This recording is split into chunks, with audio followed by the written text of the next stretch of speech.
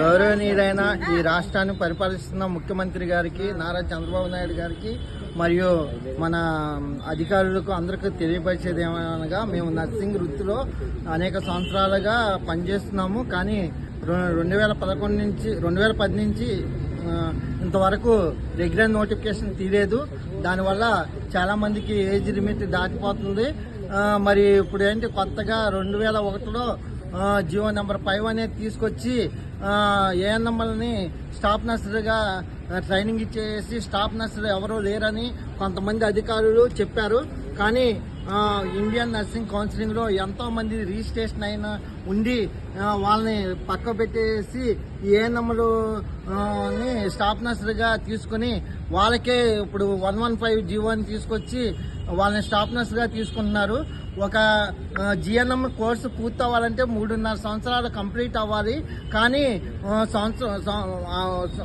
సంవత్సరంన్నర మాత్రమే ట్రైనింగ్ ఇచ్చేసి వాళ్ళకి ఇండియన్ నర్సింగ్ కౌన్సిలింగ్లో రిజిస్ట్రేషన్ అవ్వకుండా స్టాఫ్ నర్సుల పోస్టులు 115 ద్వారా ఇచ్చేయటం అనేది చాలా దారుణం. కనుక మన రాష్ట్ర ముఖ్యమంత్రి గారు, మెడికల్ హెల్త్ మినిస్టర్ గారు మరియు సంబంధిత అధికారులు ఒకసారి ఆలోచన చేసి మళ్ళీ వెనక్కి తీసుకుని 115 జీవోని వెనక్కి తీసుకుని ఒకసారి కాంట్రాక్ట్ స్టాఫ్ నర్సులని అందరినీ రెగ్యులేట్ చేసి తర్వాత దానిపైన మన్నం చేసి ముందుకు వెళ్ళాలని, రిజిస్ట్రేషన్ లేకుండా వాళ్ళని చేయటం వల్ల మరి చాలా మంది నర్సింగ్ చదువుకున్న స్టూడెంట్లు మరియు ఇప్పుడు కాంట్రాక్ట్ స్టాఫ్లో నర్సింగ్ వారు అందరూ నష్టపోతారు. కనుక కంపల్సరీగా అందరినీ రెగ్యులేట్ చేయాలని కోరుకుంటున్నాం. కానీ ఇప్పుడు వాళ్ళకి అసలు రిజిస్ట్రేషన్ అవ్వకుండా స్టాఫ్ నర్సులుగా తీసుకోవడం చాలా దారుణం. ఒక మహిళ గర్భవతి అయిందంటే ఆమెకి 9 నెలలు కానీ 10 నెలలు కానీ నిందకుండా ఆమె డెలివరీ అనేది జరగదు. మరి 2 నెలలకు 3 నెలలకు డెలివరీ చేస్తే శిశువు అనేది ప్రాణంతో ఉండదు.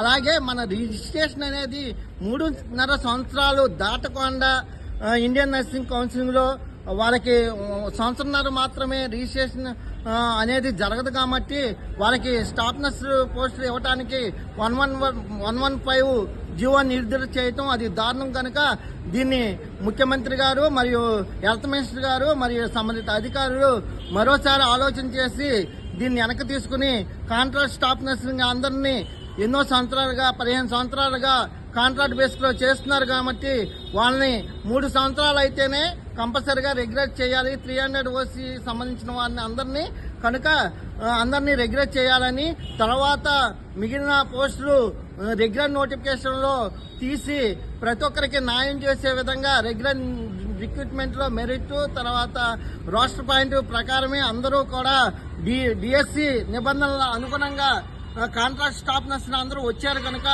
వాళ్ళని రెగ్యులర్ చేసిన తర్వాత మాత్రమే రెగ్యులర్ నోటిఫికేషన్ తీసి ప్రతి ఒక్కసారి రెగ్యులర్ నోటిఫికేషన్ తీయాలని, నర్సింగ్ వృత్తిని గౌరవించే పదంగా ఉండాలని, మేము కరోనా టైంలో కూడా రక్త సంబంధం ఉన్న వాళ్ళు కూడా దగ్గరికి వెళ్ళి సేవ అందించకపోయినా మేము దగ్గరికి వెళ్ళి ప్రాణాలు పోతే అని తెలిసి కూడా దగ్గరికి వెళ్ళి సేవ అందించాము. మా సేవను గుర్తించి ఈ సమాజానికి ఎంతో ఉపయోగపడే నర్సింగ్ వృత్తిని గౌరవించే విధంగా చేయాలని మన రాష్ట్ర ముఖ్యమంత్రి నారా చంద్రబాబు నాయుడు గారికి మరియు హెల్త్ మినిస్టర్ గారికి సంబంధిత అధికారులకు మేము తెలియజేసుకుంటున్నాము కాకినాడ జిల్లా నుంచి. థ్యాంక్ యూ అండి.